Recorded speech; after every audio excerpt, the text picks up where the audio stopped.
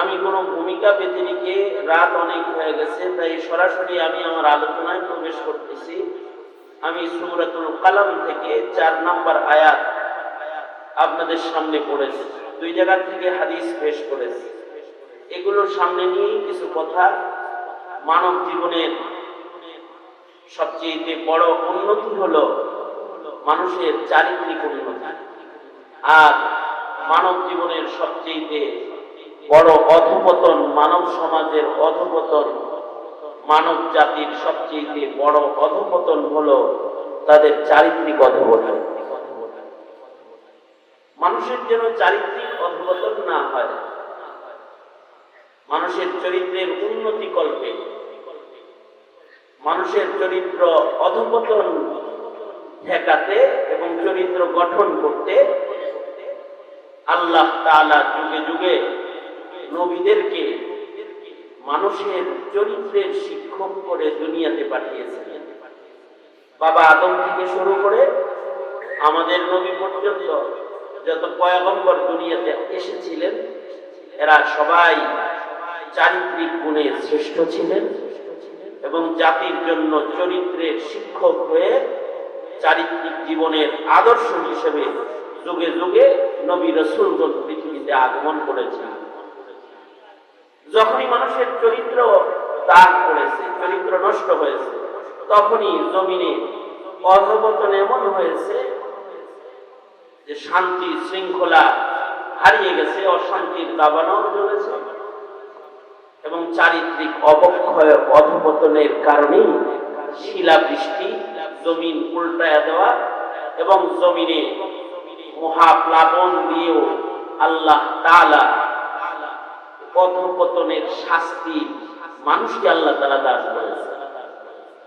মানুষের জীবনের চারিত্রিক উন্নতি এটা আল্লাহ পাকের কাছে পছন্দের, কারণ মানুষের চরিত্রটাই আল্লাহ দেখেন। মানুষের চারিত্রিক সৌন্দর্য এটা তার জীবনের শ্রেষ্ঠ সৌন্দর্য। চেহারার সৌন্দর্য মানুষ দেখে, আর চরিত্রের সৌন্দর্য আল্লাহ দেখে। আল্লাহু আকবার বলেন, জোরে আওয়াজ করে বলেন আল্লাহু আকবার। চেহারার সৌন্দর্য মানুষে দেখে, কিন্তু আল্লাহ তাআলা চেহারার সৌন্দর্য দেখে না। মানুষের টাকা পয়সা মানুষ দেখে, আল্লাহ পাক বান্দার ইবাদত দেখে। কার টাকা বেশি এটা মানুষকে দেখে যে কে কত টাকার মালিক। মানুষ মানুষকে দেখে যে কার চেহারার গঠন সুন্দর, চামড়া কাটটা বেশি সুন্দর, এটা মানুষ দেখে। কিন্তু মানুষের চরিত্র কেমন, ভেতর কেমন এবং মানুষের ইবাদত কেমন এটা দেখেন কে? জোরে আওয়াজ করে বলেন। আমাদের মালিক কে? আমাদেরকে বানাইছেন কে? কার হুকুমে দুনিয়াতে আসছি? চলে যাব কার নির্দেশে? যাবো যে যাওয়ার পরে কার কাছে যাইতে হবে? আল্লাহর কাছে যদি না যাইতে পারি তাহলে তো শয়তানের কাছে চলে যেতে হবে। আল্লাহর কাছে যাইতে হইলে জান্নাতে পৌঁছতে হবে, আর যারা জান্নাত বঞ্চিত হবে তারা দোজখে নিক্ষিপ্ত হবে, শয়তানের কাছে চলে যাবে। আল্লাহর কাছে যদি যাইতে হয় চেহারার সৌন্দর্য লাগে না, ধন লাগে না, চরিত্রের সৌন্দর্য লাগে, ইবাদত লাগে। আল্লাহর রাসূল বলেন, আলা রাসূলুল্লাহ সাল্লাল্লাহু আলাইহি ওয়াসাল্লাম, ইন্নাল্লাহা লা ইয়ানজুরু ইলা সুওয়ারিকুম ওয়া আমওয়ালিকুম ওয়ালাকিন ইয়ানজুরু ইলা কুলুবিকুম ওয়া আ'মালিকুম। আল্লাহর রাসূল বলেন, নিশ্চয়ই আল্লাহ তাআলা তোমাদের বাহ্যিক হালাত দেখেন না, আল্লাহ তাআলা তোমাদের কার কত টাকা পয়সা, মাল দৌলত, বাড়ি গাড়ি আছে এটা দেখেন না। ইন্নাল্লাহা লা ইয়ানজুরু ইলা সুওয়ারিকুম ওয়া আমওয়ালিকুম ওয়ালাকিন ইয়ানজুরু ইলা কুলুবিকুম ওয়া আ'মালিকুম। আল্লাহ তাআলা দেখেন তোমাদের হৃদয়, তোমাদের চরিত্র, তোমাদের আত্মার অবস্থান কি এটা আল্লাহ তাআলা দেখেন। আল্লাহ তাআলা দেখেন তোমাদের কার আমল কত সুন্দর। যার আমল সুন্দর, যার চরিত্র সুন্দর, ভেতর সুন্দর, কলব সুন্দর, তাদেরকে মহান আল্লাহ নিজের কাছে জান্নাতে জায়গা দান করবে। এটা আল্লাহ তাআলা দেখে। চরিত্র শিখাইতে শিক্ষক লাগে। মানুষের চরিত্র অটোমেটিক গঠন হয়। চরিত্র গঠনে মানুষের মধ্যে চারিত্রিক শিক্ষক দরকার। এ কারণে আল্লাহ তাআলা চরিত্র ও নেক আমলের শিক্ষক করে পৃথিবীতে পয়গম্বর পাঠিয়েছেন। নবীরা মানুষের আমল ঠিক করছেন, নবীরা মানুষের চরিত্র ঠিক করছেন। বাবা আদম থেকে শুরু করে আমাদের নবী পর্যন্ত যা আছে সব এই মেহনত করেছে। আল্লাহর রাসূল নিজেও এক হাদিসে বলেন, আল্লাহর নবী বলেন, বুইসতু লিউতাম্মিমা মাকারিমাল আখলাক, তোমাদেরকে সর্বোত্তম চরিত্র শিখাইতে আমি নবী আবির্ভূত। আল্লাহু আকবার বলেন। তোমাদেরকে সর্বোত্তম চরিত্রটা শিক্ষা দিতেই আমি আসছি। আর আল্লাহ বলেন সূরাতুল কালাম, ইন্নাকা লাআলা খুলুকিন আযীম, নিশ্চয়ই ওগো পয়গম্বর আপনাকে আমি সর্বোত্তম চরিত্র মাধুরী দান। তার মানে নবীগণ চরিত্রের শিক্ষক। যত নবী দুনিয়া আছেন সব নবী জাতিকে চরিত্র শিখাইছেন। আমাদের নবীও চারিত্রিক শিক্ষক হয়ে দুনিয়ার মাটিতে আগমন করেছেন। সকল নবীর চরিত্র যদি একদিকে রাখা হয় আর একা মুহাম্মদুর রাসূলুল্লাহ সাল্লাল্লাহু আলাইহি ওয়াসাল্লামের চারিত্রিক গুণ যদি আরেকদিকে রাখা হয়, আমার নবীর চরিত্র সবচেয়ে শ্রেষ্ঠ চরিত্র, খুলুকে আযীম পয়গম্বর আল্লাহ তাআলা আপনার আমার নবীকে বানাইছেন। নবীজির চরিত্র আল্লাহ পাক শ্রেষ্ঠ চরিত্র বানাইছেন। নবীজির চরিত্র সর্বোত্তম শ্রেষ্ঠ চরিত্র। এ কারণে নবীদের চরিত্র দেখে দেখে কাফের কালেমা পড়ে মুসলমান হয়েছে। ইসলামের বিজয় যতটা তরবারিতে হয়েছে, যুদ্ধ দিয়া হয়েছে, তার চাইতে বেশি হয়েছে চরিত্র দিয়া ইসলামের বিজয়। নবীজির চারিত্রিক সিফাত দেখে শত শত মানুষ একসাথে কালেমা পড়ছে। গ্রাম গ্রাম একসাথে নবীর কাছে এসে কালেমা পড়ে মুসলমান হয়ে গেছে চরিত্র দেখা। আল্লাহু আকবার জোরে করে বলেন। তিনটা ঘটনা আবার আপনাদেরকে তাকরার করি, জানা কথা আবার শোনাই আপনাদের। আল্লাহর রাসূল একদিন ঘুমিয়ে আছে নবীজি। এক ইহুদি চান্স পায়া নবীজির কাছে আসছে। মুহাম্মদ যেহেতু ঘুমিয়ে আছে, ঘুমন্ত মানুষের গলা কাটার চাইতে সহজ সুযোগ আর আছে, কিন্তু ঘুমন্ত অবস্থায় কাউকে হত্যা করা এটা কাপুরুষের আলামত। এই কারণে নিজে যে একটু কাপুরুষ না এটা প্রমাণ করার জন্য ঘুমন্ত পয়গম্বরের পাশে দাঁড়ায়া ইহুদি নবীজিকে ডাকতেছে, ইয়া মুহাম্মদ সাল্লাল্লাহু আলাইহি ওয়াসাল্লাম, এই দেখো হারালো তরবারি মাথা বরাবর গর্দান বরাবর ধইরা তারপরে বলতেছে এই যে আমি, এবং জিজ্ঞাসা করতেছে নবীজি আল্লাহর রাসূলকে বলে, মাইয়ামনুকা মিন্নি, মুহাম্মদ তুমি একা, তুমি শুয়ে আছো, আমি আচ্ছা বলেন তো শুয়ে যে আছে তার সাথে দাঁড়ানো মানুষ বিজয় অর্জন হয় এটা কঠিন না সহজ? সহজ তো, শুয়ে রয়েছে একজন আছে, দাঁড়ানো আছে, উঠতে উঠতে তো গলা কেটে দিব, হাতে তরবারি নাই, নবীজি খালি হাতে নিয়ে আছেন, আর ইহুদির হাতে ধারালো তরবারি আছে। সে ধারালো তরবারি আল্লাহর নবীর গর্দান বরাবর ধইরা বলতেছে, মাইয়ামনিউকা মিন্নি, তোমাকে আজকে এই মুহূর্তে এখন আমার তরবারির নিচ থেকে কে বাঁচাবে? ইহুদির জিজ্ঞাসা আল্লাহর রাসূলকে, মাইয়ামনিউকা মিন্নি, তোমাকে আমার কাছ থেকে কে বাঁচাইব? আপনারা সকলে মিলে বলেন তো, বাঁচানোর মালিক কে? আরো ধরে আওয়াজ করে বলেন, বাঁচানোর মালিক কে? ভারত করে বাঁচাইতে পারে, আমেরিকা বাঁচাইতে পারে, রাশিয়া বাঁচাইতে পারে, চায়না বাঁচাইতে পারে। যদি ভারত বাঁচাইতে পারতো তাহলে হাসিনা যাইতো না। ঠিক না ঠিক করে আওয়াজ করে বলেন না। বাঁচানেওয়ালা একজন, তিনি কে? জোরে বলেন। ইজ্জত দেনেওয়ালা একজন, তিনি কে? জোরে বলেন।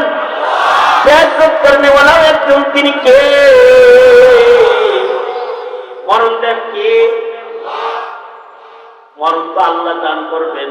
আল্লাযী খালাকাল মাউতা ওয়াল হায়াতা লিয়াবলুয়াকুম আইয়ুকুম আহসানু আমালা। মরণ সৃষ্টি করেছেন আল্লাহ। মরণের মালিক কে? জোরে বলেন। আল্লাহ তো মরণের মালিক। সুতরাং মাইয়ামনিউকা মিন্নি, এখন তোমাকে মারবো, তোমাকে বাঁচাবে কে? কে বাঁচাইবো?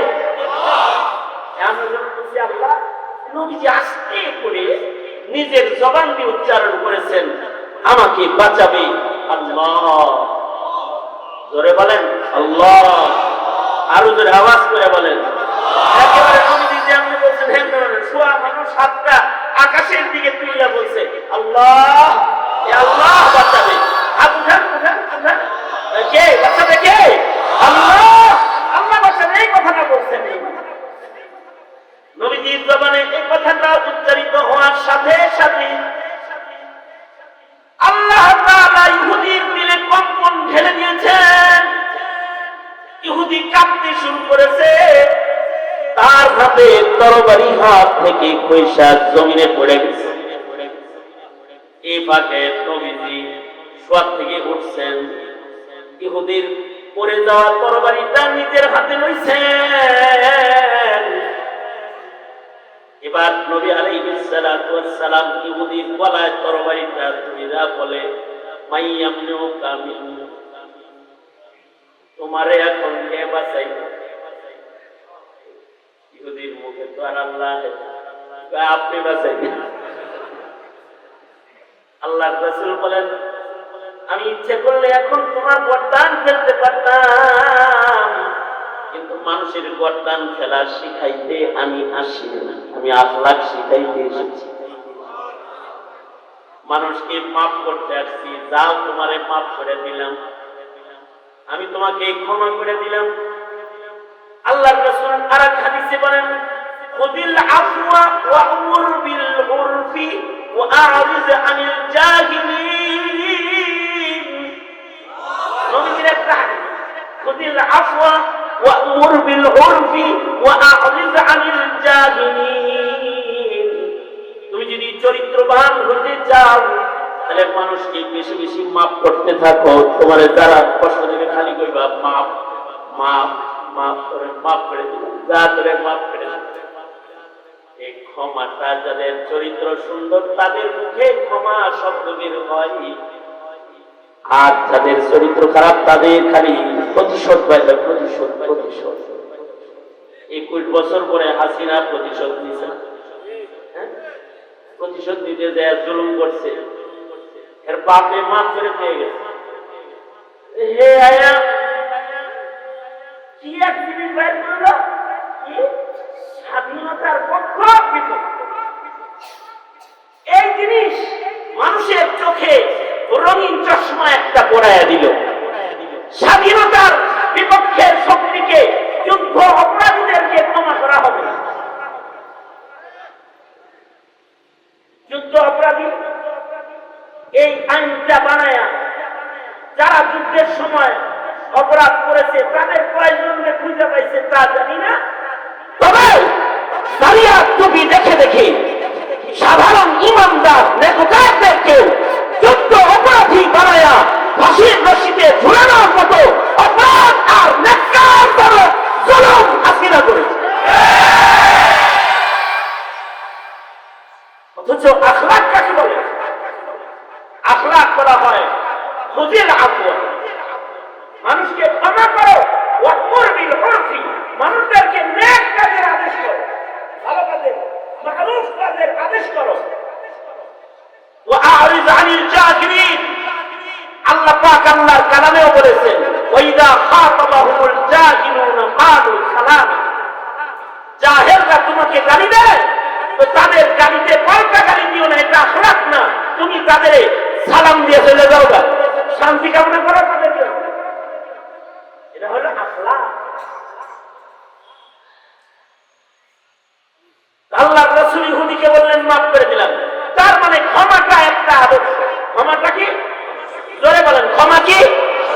ক্ষমা যে করে এটা একটা চরিত্র, ক্ষমা করা এটা একটা চরিত্র, কাউকে ক্ষমা করতে পারা এটা চারিত্রিক গুণ, চারিত্রিক গুণ।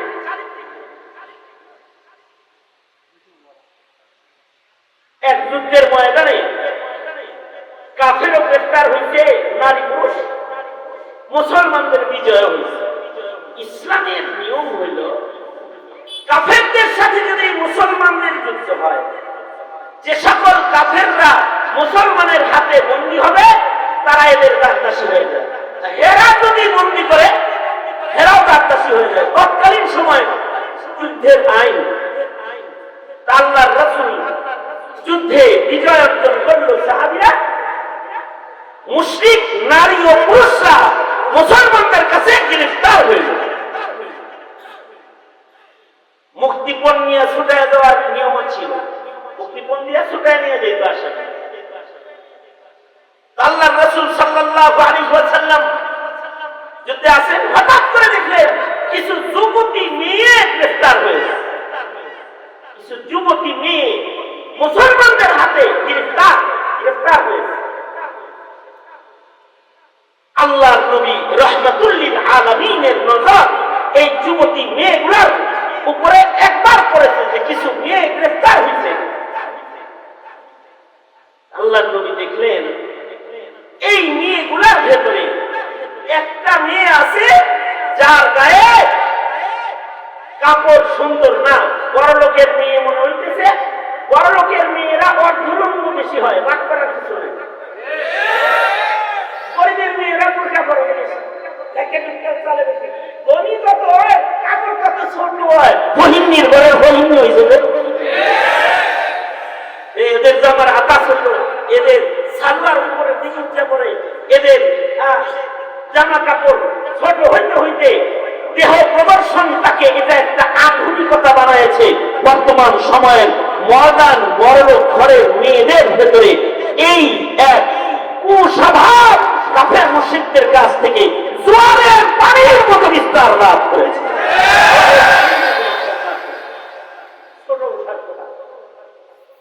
দেখেই মনে হইতেছে এটা বড় লোকের মেয়ে মনে, আর তার অর্ধলঙ্গ দেহ। সাইয়্যিদুল মুরসালিন রাহমাতুল লিল আলামিন মুহাম্মাদুর রাসূলুল্লাহ সাল্লাল্লাহু আলাইহি ওয়াসাল্লাম, আমার নবী, নবীজির নজরটা পড়ার সাথে সাথে আল্লাহর রাসূল নিজের গায়ের মুআজ্জাম চাদর নিজের গায়ের থেকে খুলে ফেলেছে।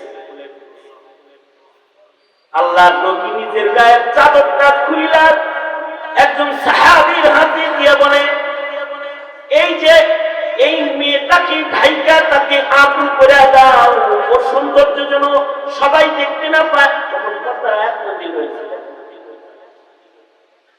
আল্লাহর রাসূল সাল্লাল্লাহু আলাইহি ওয়াসাল্লাম নিজের গায়ের মুআজ্জাম চাদর এটা খুইলা এক সাহাবীর হাতে দিয়ে বললেন, এটা দিয়ে ও দেহটা ঢাইকা দাও। রাসূল যখন নিজের চাদরটা একটা মুশরিক মহিলার ওড়না বানায়া বোরকা বানায়া মহিলার গায়ে তাকে দেহ মাথা ঢাকার জন্য নিজের দেহের চাদর রাসূল যখন দিয়ে দিয়েছেন, সাহাবীরা চিল্লা পাল্লা শুরু করছে, আহ আহ, এই চাদর মুশরিকে পাইল, আমি পাইলাম না, হায় রে, নবীর গায়ের ছোঁয়াওয়ালা এই চাদরটা যদি আমি পাইতাম কাফন বানায় কবরে লেগেছে। কারণ হলো সাইয়্যিদুল মুরসালিন রাহমাতুল লিল আলামিন, আমার নবীর দেহর সাথে কোনো কিছু লাগার সাথে সাথে তার অনেক দাম।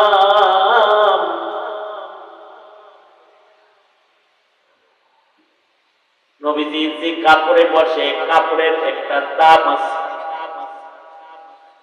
নবীজি যে চাদরে বসে এই চাদরের একটা দাম আছে, নবীজির জামাটা যে জামাটা নবীর গায়ে লাগে এটার অনেক দাম।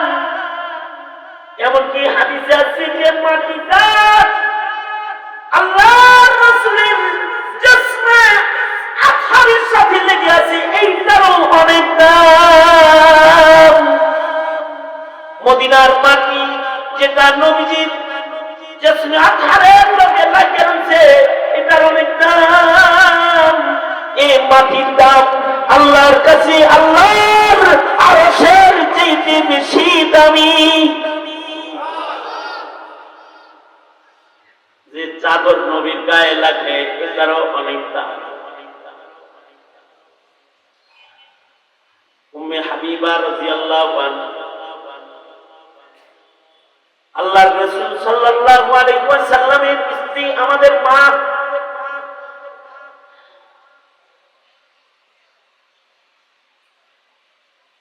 আল্লাহর নবীর কাছে মদিনাতুল মুনাওয়ারাতে আছেন, মাঝে মধ্যে উম্মে হাবিবার বাবা হযরত আবু সুফিয়ান তখনও মুসলমান হয় নাই, মদিনায় গেলে ফাঁকে ফুঁকে নবীর ঘরে যায় নিজের মেয়ের দেখা। একবার আবু সুফিয়ান নিজের মেয়ের দেখতে মদিনায় নবীজির ঘরে গেছে।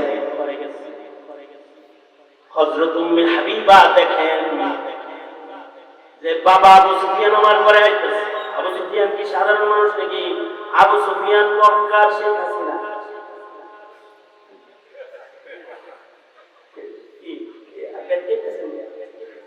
সে তো মক্কা মুআজ্জামার প্রধানমন্ত্রী। সে আসতেছে আল্লাহর রাসূল সাল্লাল্লাহু আলাইহি ওয়াসাল্লামের ঘরে। যখনই দেখছে বাবা আবু সুফিয়ান আমার রাসূলের ঘরে ঢুকতেছে, উম্মে হাবিবা সাথে সাথে নবীজির চৌপায়া খাটের উপরে যে চাদরটা বিছানো ছিল এটাকে টান দিয়ে উঠায় ফেলেছে। মেয়ে যে চাদরটা উঠাইছে এটা বাবায় দেখা বলেছে, দেখা ঘরে দুইটা উম্মে হাবিবা আম্মা জান বললেন, আব্বা বসে দেখি। বসুন পরে আগে একটা কথা বড় বড় তুই আমার মেয়ে, তোকে আমি দেখতে এসেছি। বাপ মেয়ের আর আমি যখন তোর ঘরে ঢুকতেছি দেখলাম খাটের উপরে চাদর বিছানো ছিল, এটাকে তুই টান দিয়া উঠায় বসে। আগে একটা কথা বল, কি জন্য এই চাদর উঠাইলি? চাদরটা কি ময়লা চাদর? যে চাদরের উপরে আমি বসা, আমার ময়লা চাদর মানায় না, এই জন্য চাদরটা উঠাইছ? চাদরটা কি নাপাক ময়লা যে এই চাদরটা আমার বসা খাটে না, চাদরটা আমার উপযুক্ত না, এ কারণে উঠাইছ নাকি? নাকি আমি আবু সুফিয়ান মক্কার সর্দার নিজে ওই চাদরে বসার উপযুক্ত না? কোন কারণে চাদর উঠাইলি? আবু সুফিয়ান এই জিজ্ঞাসা করার সাথে সাথে আমাদের আম্মা জান হযরত উম্মে হাবিবা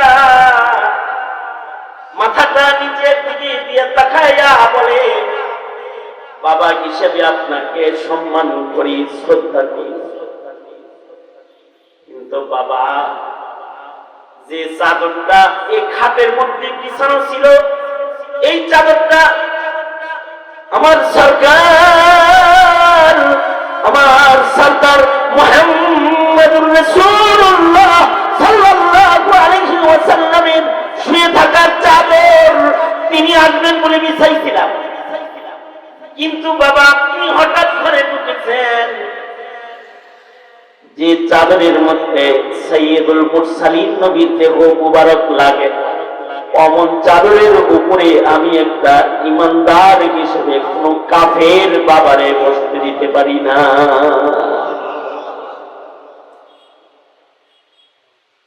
এটা হলো আল্লাহর রাসূলের দেহের সাথে স্পর্শ করা কাপড়ের দাম। সেইখানে আল্লাহর রাসূল নিজেই নিজের গায়ের পরিহিত চাদরটা খুলে দিয়ে দিলেন। এই মুশরিক মহিলাটা, মেয়েটা, যুবতী মেয়েটাকে আমার চাদর বুরকা বানায় দাও, চাদর বানায় দাও, হিজাব বানায় দাও, ও অর্ধনগ্ন দেহটা ঢেকে দাও। নবীজি খুলে দিয়ে দিলেন। সাহাবীরা চিল্লায় আর কান্দে, আয় হায়, নবীর গায়ের চাদর আমরা মুমিন আমরা পাই না, একটা মুশরিক পায় গেল রে। আল্লাহর নবী সাহাবীদের দিকে তাকালেন, তাকায় বললেন, কথা বলো না, চুপ থাকো। সাহাবীরা নীরব হয়ে গেছে। চাদরটা মেয়েটার গায়ে দেওয়া হয়েছে, মেয়েটার চাদর দিয়ে নিজের মাথা ঢাকছে, মুখ ঢাকছে, শরীর ঢাকছে, পর্দা করে রাখে। এবার এই মেয়েটা হাঁটতে হাঁটতে হাঁটতে হাঁটতে আল্লাহর রাসূলের সামনে আসছে। নবীজির সামনে এসে বলে, আরাফতানি ইয়া রাসূলুল্লাহ, নবী আপনি কি আমাকে চিনছেননি? আমার পরিচয় হলো আমি আরবের দানশীল সরদার দানবীর হাতিম তায়ের মেয়ে, আমি হাতিম তায়ের কন্যা। আল্লাহর রাসূল সাল্লাল্লাহু আলাইহি ওয়াসাল্লাম ধনী মানুষ ছিলেন, তার কন্যা। আল্লাহর রাসূল সাল্লাল্লাহু আলাইহি ওয়াসাল্লাম মেয়েটাকে কোনো লজ্জা দিলেন না, এমনটি বলেন নাই, বললেন হে তোর গায়ে কাপড় নাই, এমনটা আমি বাবার সন্তান হয়ে কাপড় ছাড়া এসেছি, বলেন নাই। জবান বড় সুন্দর জবান। আল্লাহর রাসূল সাল্লাল্লাহু আলাইহি ওয়াসাল্লাম বলেন, এই মেয়ে, তোর বাবা ছিল আরবের সর্দার দানবীর, তোর বাবা মানুষকে সম্মান করত, মানুষের খেদমত করত, মানুষের উপকার করত। খায়রুন নাস মাইয়ানফাউন নাস, ভালো মানুষ হলো সে যার দ্বারা আরেক মানুষের উপকার হয়। কিছু মানুষ আছে তার দ্বারাই মানুষের অপকার হয় না, উপকার। যার দ্বারা মানুষের উপকার হয়। আরেকটা কথা ভাগ দিয়ে বলি, উপকারটা যদি তিনি উপকার হয় তাহলে এটা আসল উপকার, দুনিয়ার উপকার আসল উপকার না। আসল উপকার কিসের উপকার? এই কথাটা বলার একটা কারণ আছে, কারণ ডক্টর ইউনূস তো সারা বাংলাদেশে সুদের ব্যবসা চালু করছে, মানুষের উপকারের স্লোগান দিয়ে। সারা দেশের মানুষের সংখ্যা হয়েছে না, কি স্লোগান কি ছিল? মানুষের পাশে দাঁড়াও। পরে উপকার করতে করতে সুদের মতো ভয়ঙ্কর জিনিস মুসলমানের রন্ধ্রে রন্ধ্রে ঢুকাইছে তো ঢুকাইছে। এই গ্রামীণ ব্যাংকের সুদের টাকা পরিশোধ করতে গিয়ে অনেক মানুষ তার কাপড় খুলে দিয়ে দিতে হয়েছে, সুদ মাফ করে নাই। উপকার কোনটা? তিনি উপকারটা হলো আসল উপকার, যাকে আলাদা পাক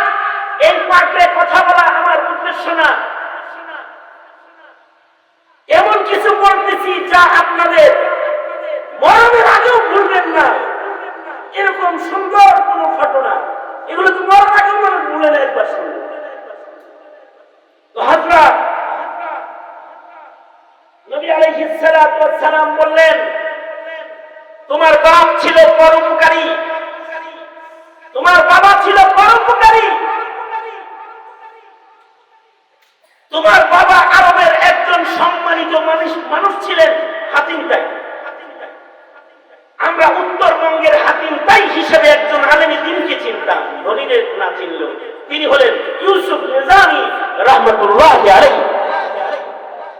তিনি মানে ব্যক্তিগতভাবে শত শত বিঘা সম্পত্তির মালিক তিনি না, কিন্তু উনার নবীজির একটা গুণ উনার ভেতরে ছিল, যে গুণটা নবীজির আখলাক।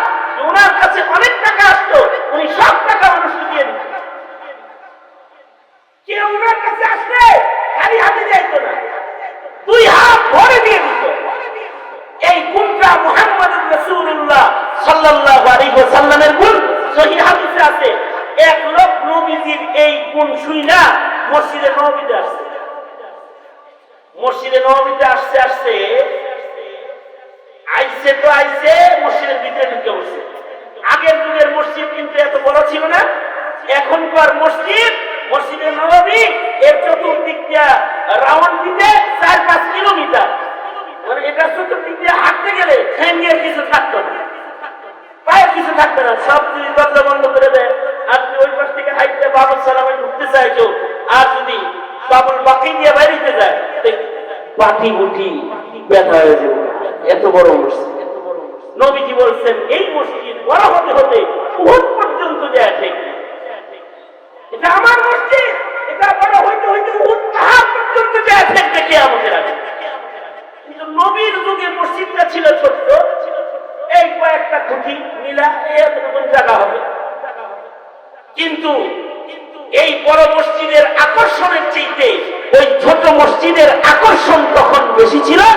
কারণ এখন মসজিদ বড়, কিন্তু মসজিদের ইমাম যিনি তিনি কবরে আছেন, রওজাতুন নবীতে আছেন। আর তখন এই মসজিদের ইমাম যিনি তিনি মেহরাবের কাছে মুসাল্লা বিছায়া ইমামতির জায়গায় দাঁড়িয়ে মুসল্লিদেরকে নিজেই নামাজের ইমামতি করতেন। আল্লাহু আকবার কাবীরা। সাহাবীরা সব ভুলে যায় নবীর পিছে যায় নামাজে দাঁড়ায়। নবী নামাজ পড়া সাহাবীদেরকে নিয়ে বসে রয়েছে, সব বড় আকর্ষণ নিয়ে নবীজির সামনে বসা। কারণ নবীজিকে দেখলেও তো খিদা মিটা নেই, এতে ক্ষুধা থাকলে ক্ষুধা ভুলে গিয়ে রাসূলকে দেখতে দেখলে আল্লাহু আকবার করে বলে। এই যে যেই সময়গুলো নবীর তাজকিরাত করা হয়, এই সময়ের হিসাব আল্লাহ নেবেন, হিসাব নেবেন আল্লাহ। নবীজির চেহারা দেখলে ক্ষুধার যন্ত্রণা মুছে দেয়, ভুলে যায়। আল্লাহর রাসূল মসজিদে সাহাবীদের নিয়ে বসে রয়েছে, আর এক আরবি গ্রাম্য বধূ একটা একেবারে নেংটি নুংটি আছে। নেংটি বুঝছেন, কাঁচামাচা দেওয়া আছে। মনে করেন যে মরুভূমির উপর দিয়ে হাইটে আইছে, পায়ে দুর্বালিও আছে, আইয়া মসজিদেও ঢুকছে। আর এত রাস্তা গরমের ভিতরে সফর করে আইছে, হের মুটেও ধরছে। মুটে ধরা বুঝেন, এসাবে ধরছে, এসাবে। এসব যদি ভালো করে করে তাহলে এটা আগে সাইডে রইলে আরাম। এই লোক মসজিদের ভিতরে দাঁড়ায়, হাদিসে আছে ফাবালা কাইমান ফিল মসজিদ। এই লোক মসজিদের বাইরে যায় মুতে না, এটা মসজিদের ভিতরে দাঁড়ায় দাঁড়ায় পেশাব করে আসে। তারা এই মসজিদের ভিতরে পেশাব করতেছে। আচ্ছা, যেই মসজিদের ইমাম মুহাম্মদুর রাসূলুল্লাহ সাল্লাল্লাহু আলাইহি ওয়াসাল্লাম, যেই মসজিদের তখনকার মাটিটা রাউজাতুম মিন রিয়াজিল জান্নার অরিজিনাল মাটির উপরে মসজিদ, সেই মসজিদের ভিতরে জান্নাতের মাটির ভিতরে দাঁড়ায় যদি হঠাৎ করে একজন আইয়াই যদি মুখা স্টার্ট দেয়, সাহাবীদের মেজাজটা কি পরিমাণ খারাপ হইতে পারে চিন্তা করেন তো দেখি। এই কেবলার মতো ছায়া থাকবেন না, উহা করেন মনে করেন, মনে করেন যে আপনি চেয়ারম্যানের কাজদার হয়ে গেছেন, চারিদিক ছাড়ি যাইয়া চেয়ারম্যানের কাজদারের কোনায় দাঁড়ায় মুখা শুরু করছেন, চারিদিক সনদ পাইবেন অথবা কোনো রিলিফ টিলিফ পাইবেন নাকি গুটা খাইবেন, গুটা কেন খাইবেন? হ্যাঁ কথা বল না, এই লোক তো গেছে নবীর কাছে একটা সাক্ষ্য নিয়ে, যাইয়া মসজিদের কোনায় দাঁড়ায়, মসজিদের ভেতরে দাঁড়ায় পোশাক করে আলাইছে। সাহাবীরা তো যায় হেরে দৌড়ালে, এই এই এই কি করো, জান্নাতের টুকরা মাটির টুকরা মুক্তা লাগছস, সব গেছে মতন থামাইতে। কিন্তু আল্লাহর রাসূল শেখ জাকারিয়া রাহমাতুল্লাহ আলাইহি বলেছেন এটা নবীজির দিব্যি আচরণ। নবীজি শুধুই মাত্র চারিত্রিক শিক্ষক বড় না, দৈহিক শিক্ষক হিসেবে নবীজি শ্রেষ্ঠ ডাক্তার, দেহ বিশেষজ্ঞ।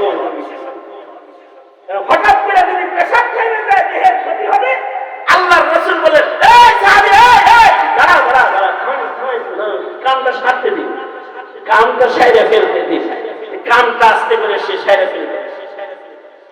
নবীজি এবার তাকে সুন্দর করে চরিত্র ব্যাপারে বলবেন, ইন্নাকা লাআলা খুলুকিন আযীম,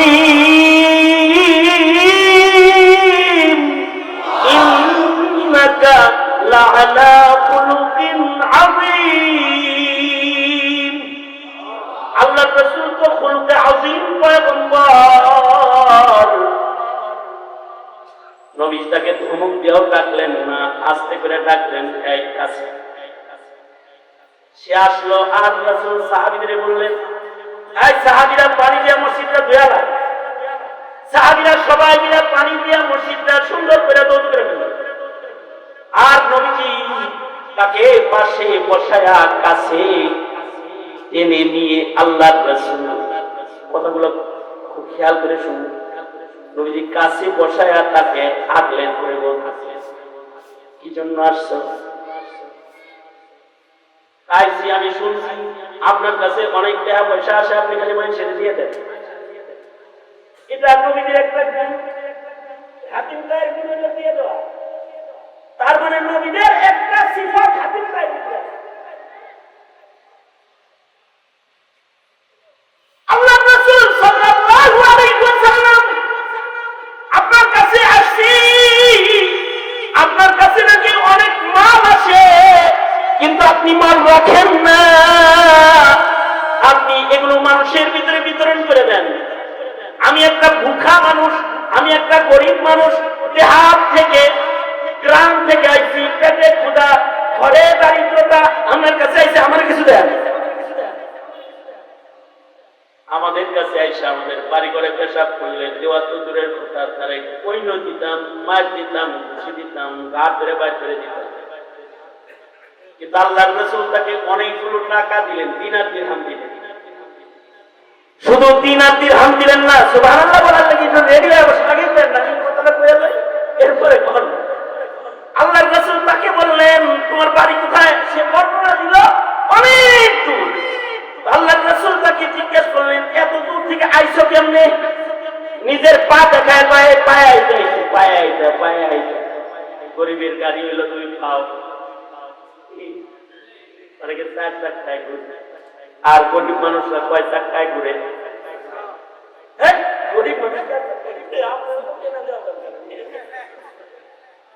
গরিবের গাড়ি হলো তার 2 পাও।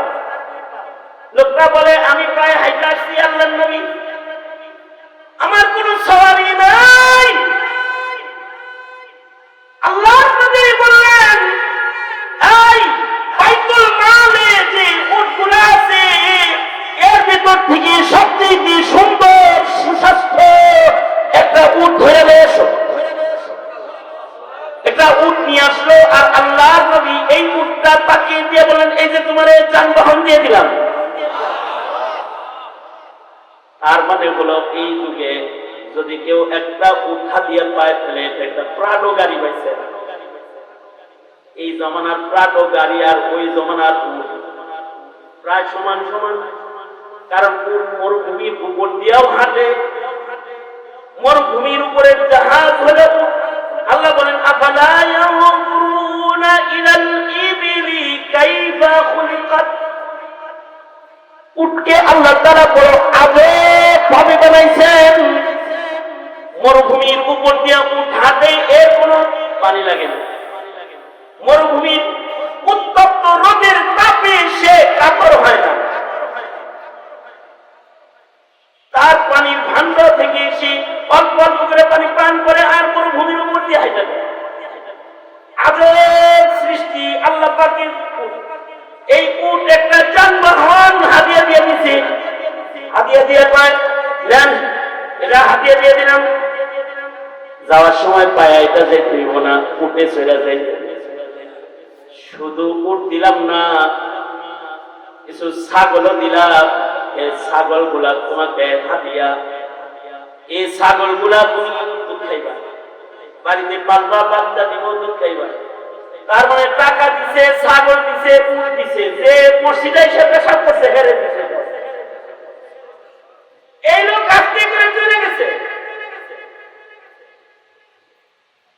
নবীজির কাছে সালাম দিয়ে যায়, আমি আবার আসবো আল্লাহর নবী। সাহাবীরা তো বুঝতেছে আবার আসবো, এত কিছু পাইছে, এরপরে আমরা আরো কিছু নিবার লাগে।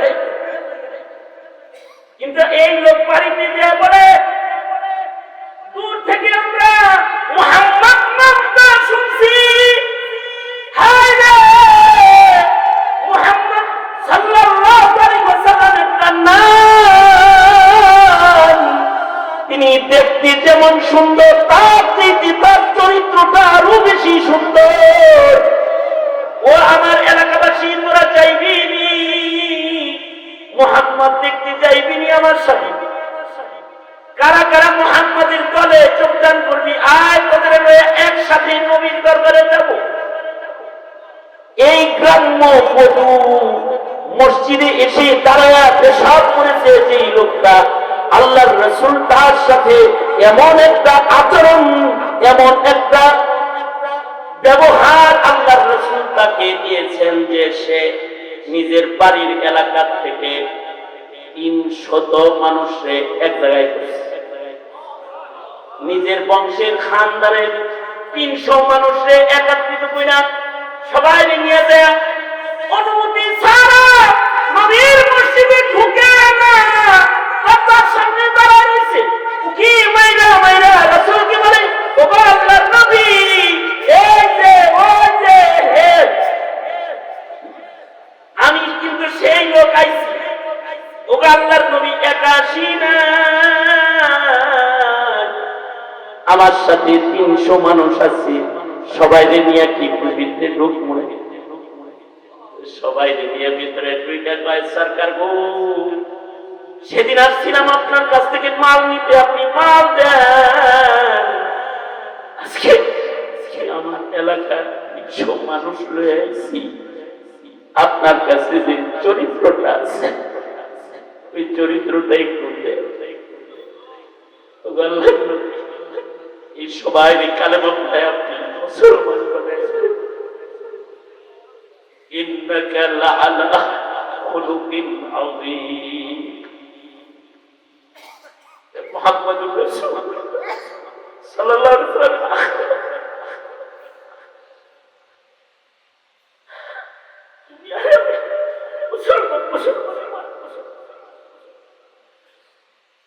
আর এটা মুহাম্মাদুর রাসূলুল্লাহ সাল্লাল্লাহু আলাইহি ওয়াসাল্লাম।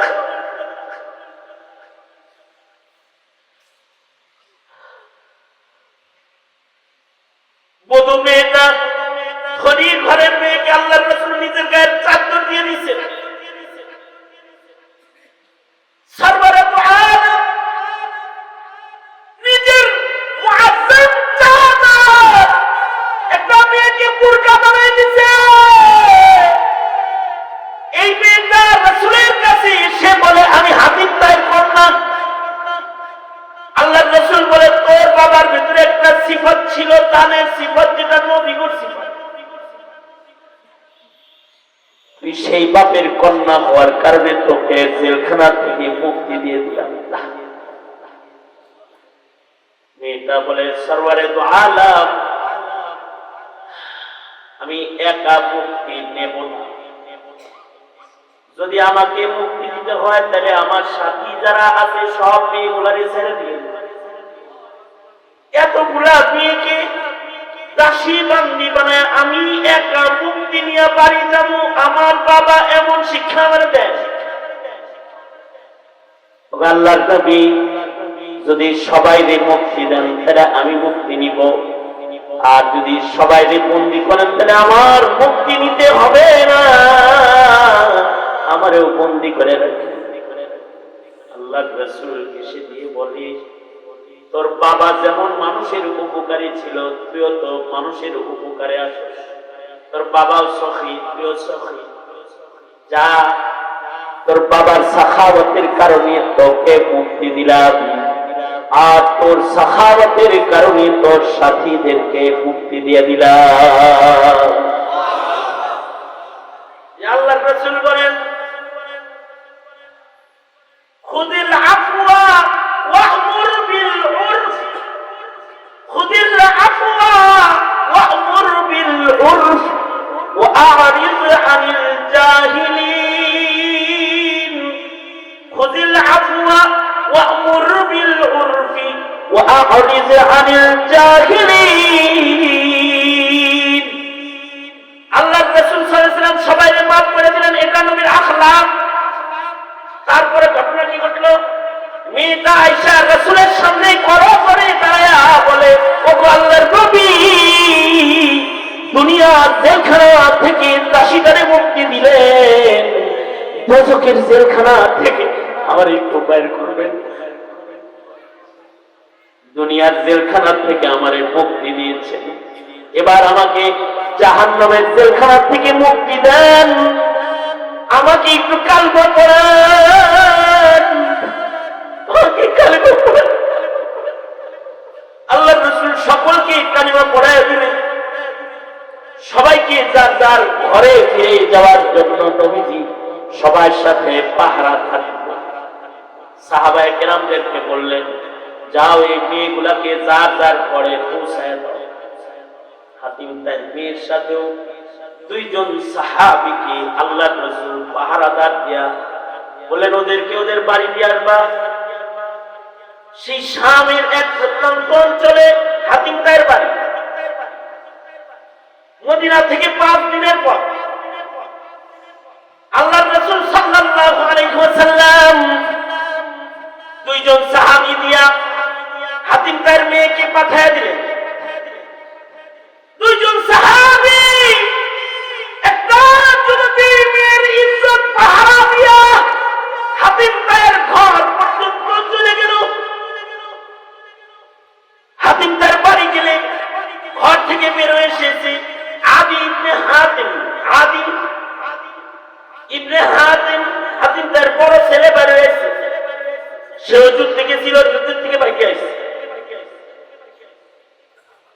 নিজের বোনকে দেখা আদি বলে, কিরে বোন করতে গাইছস? মুহাম্মাদের কাছ থেকে আসে। কার লগে আইলি এত দূরের রাস্তা? এই দুই যুবক আমাকে পাহারা দিয়ে নিয়ে এসেছে। আদি বলে, সাবধান, ওই নাপাক পা আমার ঘরে রাখবি না, এটা হাতিম তার বাড়ি। যার চরিত্র নষ্ট হয়ে যায় এমন কোন মেয়েকে আমার বাবার ঘরে আমি বাবার সন্তান হিসাবে উঠতে দেব না।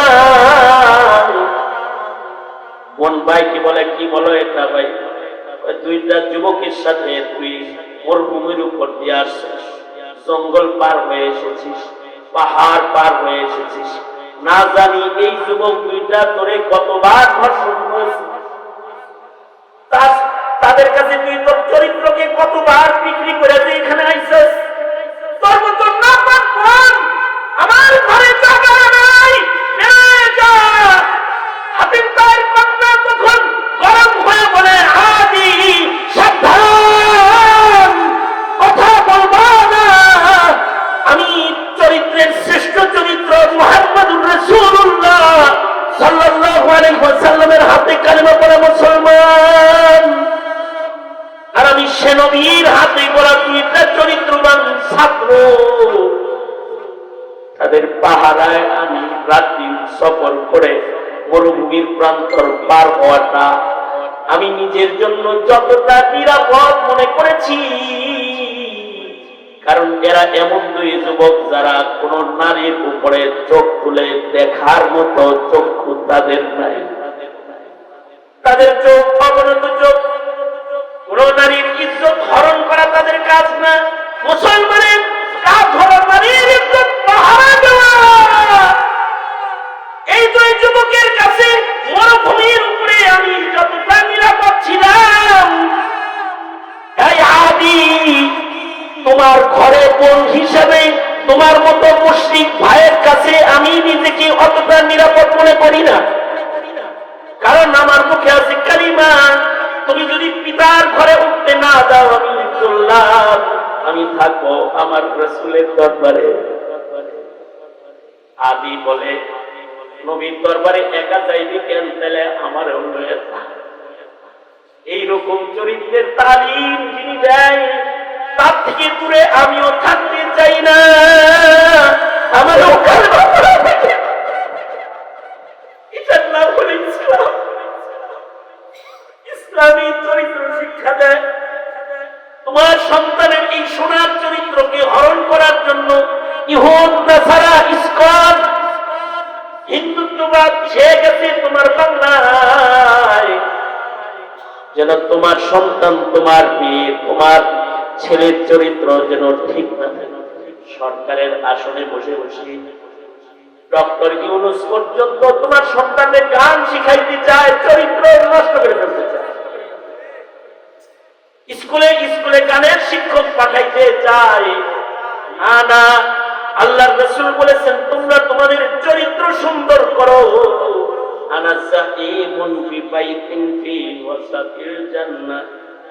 আল্লাহর রাসূল বলেন তোমরা যারা চরিত্র ঠিক করবা আমি নবী তাদের আল্লাহর জান্নাতের মিডলে জান্নাতে বাড়ি নিয়ে দেওয়ার দায়িত্ব নিয়ে নিলাম। আল্লাহু আকবার করে করে বলেন। তাহলে মুসলমানের সবচেয়ে বড় উন্নতি হলো চরিত্রের উন্নতি, আর মুসলমানের সবচেয়ে বড় অধঃপতন হলো চরিত্রের অধঃপতন। ওয়াজ মাহফিলের উদ্দেশ্য মানুষের চরিত্র ঠিক করা, দাওয়াত ও তাবলীগের মাকসাদ উদ্দেশ্য চরিত্র ঠিক করা, দ্বীনি মাদ্রাসার তালিম উদ্দেশ্য মুসলমানের চরিত্র ঠিক করা। দরকার আছে না নাই? জোরে আওয়াজ করে বলেন দরকার আছে না নাই? এই যে উলামায়ে কেরাম মাহফিলটা জাতির চরিত্র ঠিক করার জন্য আয়োজন করে, নবম বছর 10ম বছর হবে কি হবে না? সবাই সাথে থাকবেন তো ইনশাআল্লাহ। আলেমদেরকে বাধা দিয়ে ক্ষমতার লোভে চরিত্র নষ্ট করবেন না, চারিত্রিক অবক্ষয় না ঘটে খেয়াল রাখবেন। কারণ ক্ষমতা বেশি দিনের না, চরিত্র স্থায়ী। এটা দিয়ে জান্নাতের ক্ষমতা পাবে। কথা বলেন ঠিক তবে ঠিক করে আওয়াজ করে বলেন। ক্ষমা করা চরিত্র কিন্তু এই আল্লাহর নবী যেদিন চারিত্রিক গুণাবলী দিয়ে রাসূল যখন মক্কা বিজয় করেছেন, নবী কিন্তু সবাইকে ক্ষমা করেননি। সবাইকে ক্ষমা করলেও বলেছেন অমুকের ক্ষমা নাই, অমুকের ক্ষমা নাই, অমুককে যেখানে পাও সেখানে তাকে কতল করো। আমরাও সবাইকে ক্ষমা করব, কিন্তু বাংলাদেশে যারা হিন্দুত্ববাদ চাষাবাদ করেছে আওয়ামী লীগের ক্ষমা নাই, যারা ইসকনকে জায়গা দিয়েছে তাদের ক্ষমা নাই, যারা মুসলিম রমণীর ইজ্জতকে হরণ করে তার ক্ষমা নাই, যারা মুসলিম যুবককে খুনি বানাতে চেষ্টা করে তার ক্ষমা নাই, যারা রাসূলকে গালি দিয়ে শাতিমে রাসূল অথবা শাতিমে রাসূলদের মালক হয় তাদের ক্ষমা নাই। এ জাতি তাদেরকে কোনদিন ক্ষমা করবে না, কোনদিন ক্ষমা করবে না, কোনদিন ক্ষমা করবে না। ক্ষমা করাই আমাদের চরিত্র, কিন্তু সকলকে ক্ষমা করা যায় না। জাতির গাদ্দার, ইসলামের দুশমন, কোরআনের দুশমনের ক্ষমা নাই। ঠিক না ঠিক যারা আওয়াজ করে বলে। মুসলমানের মাটিতে মুসলমানের দুশমনের মোকাবেলায় আপনারা সচ্চার থাকতে রাজি আছেন তো ইনশাআল্লাহ? সামনের ইলেকশনে জবাব দিতে পারবেন তো ইনশাআল্লাহ? যাদের হাতে এদেশের যুব সমাজের চরিত্র নিরাপদ নয়, তাদেরকে ক্ষমতায় যাইতেও দিব না, থাকতেও দিব না। ঠিক কিনা ধরে আওয়াজ করে বলেন, যাইতেও দিব না, থাকতেও দিব না ইনশাআল্লাহ। আগামী বছর এই তারিখে এই মাহফিল হবে ইনশাআল্লাহ।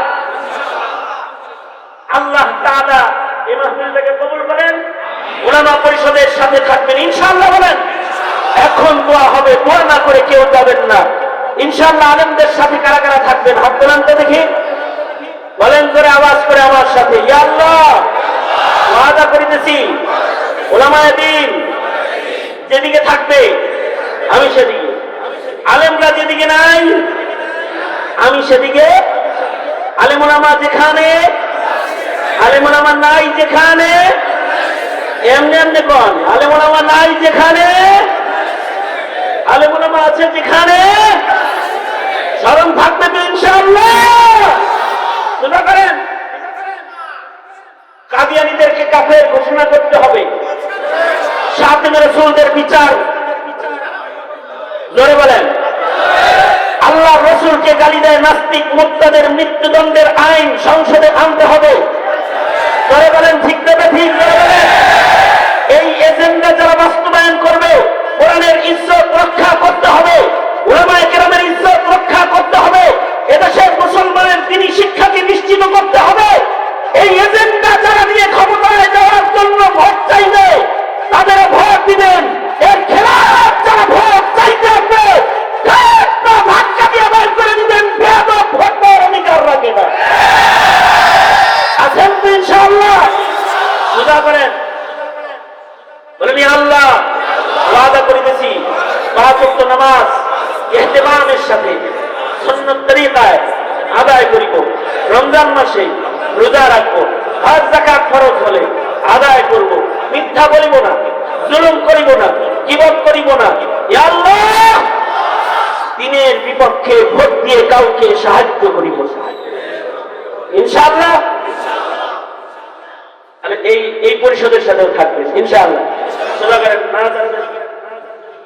প্রতি বছরের মতো আজকে একটু নগদ থাকেন, মোট করেন বিসমিল্লাহ। এই হাত দিয়ে অনেকে নিজের মা কবরে রাখছেন, অনেকে বাপ কবরে রাখছেন, অনেকে মা বাবা দুজন কবরে রাখছেন। মা বাবার জন্য এখন দোয়া হবে, বিসমিল্লাহ বলে হাতটা পকেটে ঢুকিয়ে দেন। ছেলেরা তোমরা রুমাল নিয়ে ভেতরে ঢুকে পড়ো, জলদি ঢুকে পড়ো। যে যা দিবেন ব্যাগের ভেতরে দিয়ে দেন, আর একবার সূরা ফাতিহা, 3 বার সূরা ইখলাস সাদকা করতে করতে আমার সাথে পড়ে ফেলেন। বিসমিল্লাহির রহমানির রহিম, আলহামদুলিল্লাহি রাব্বিল আলামিন, আর রহমানির রহিম, মালিকি ইয়াউমিদ্দিন, ইয়াকা না'বুদু ওয়া ইয়াকা নাস্তাঈন, ইহদিনাস সিরাতাল মুস্তাকিম, সিরাতাল লাযীনা আন'আমতা আলাইহিম গায়রিল মাগদুবি আলাইহিম ওয়ালাদ-দাল্লিন। মা বোনদের কাছেও ব্যাগ গেছে, মা বোনেরাও সাদকা করেন। সূরা ইখলাস 3 বার। বিসমিল্লাহির রহমানির রহিম, কুল হুয়াল্লাহু আহাদ, আল্লাহুস সামাদ, লাম ইয়ালিদ ওয়া লাম ইউলাদ ওয়া লাম ইয়াকুল লাহু কুফুয়ান আহাদ। বিসমিল্লাহির রহমানির রহিম, কুল হুয়াল্লাহু আহাদ, আল্লাহুস সামাদ, লাম ইয়ালিদ ওয়া লাম ইউলাদ ওয়া লাম ইয়াকুল লাহু কুফুয়ান আহাদ। বিসমিল্লাহির রহমানির রহিম, قل هو الله أحد الله الصمد لم يلد ولم يولد ولم يكن له كفوا أحد. بسم الله الرحمن الرحيم. اللهم صل على محمد وعلى آل محمد كما صليت على إبراهيم وعلى آل إبراهيم إنك حميد مجيد. اللهم بارك على محمد وعلى آل محمد كما باركت على إبراهيم وعلى آل إبراهيم إنك حميد مجيد. الحمد لله رب العالمين، والصلاة والسلام على سيد الأنبياء والمرسلين محمد وعلى آله وأصحابه أجمعين.